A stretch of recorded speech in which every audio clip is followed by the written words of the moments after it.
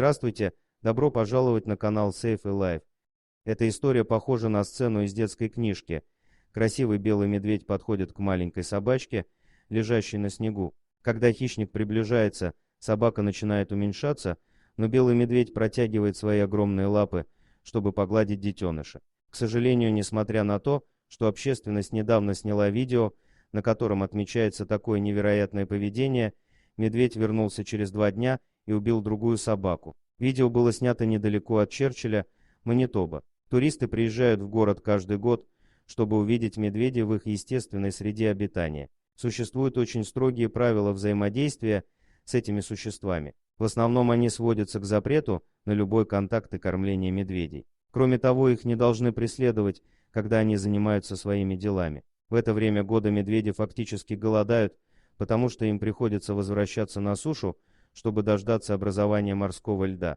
Тем не менее, недалеко от Черчилля туристам предлагается своеобразный платный аттракцион. Они могут увидеть, как дикие медведи взаимодействуют с привязанными ездовыми собаками. Эта достопримечательность, принадлежащая местному жителю, мягко говоря, вызывает много споров. Кормление собак в тундре также привлекает некоторых медведей. Они посещают район Черчилль каждый год, и вместо того, чтобы бороться с ними, хозяин собаки зарабатывает деньги. Он оставляет животных снаружи на цепи и просто бросает им мясо, оставляя их без присмотра. Это привлекает голодных белых медведей, бродящих по окрестностям, но в то же время позволяет владельцу цепляться за благовидный предлог, что он не кормит их намеренно. Правительство Черчилля вело несколько процедур для уменьшения конфликтов между людьми и медведями. Одним из основных видов деятельности является задержание браконьеров, которое применяется каждый год для защиты населения от медведей, бродящих по городу в поисках легкой пищи. Затем таких медведей помещают на лед. Основной принцип города — не кормить медведей ни при каких обстоятельствах.